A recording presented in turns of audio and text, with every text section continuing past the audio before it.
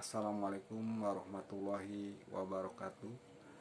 Perkenalkan, nama saya Heru Anwar, lahir di Bogor tanggal 26 April 1980. Pendidikan SMA jurusan IPS, menjadi staf tata usaha di SMK Negeri 1 Cibinong dari tahun 2002 sampai sekarang.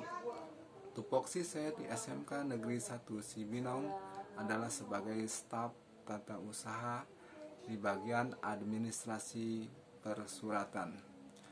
Pencapaian kerja sebagai staf tata usaha di bagian administrasi persuratan adalah terlayaninya proses administrasi di SMK Negeri 1 Cibinong dengan baik dan lancar tanpa kendala dan hambatan, khususnya di bagian administrasi persuratan dan administrasi lainnya. Sebagai staf tata usaha di SMK Negeri 1 Cibinong, saya dituntut profesional di bidang yang sedang saya kerjakan.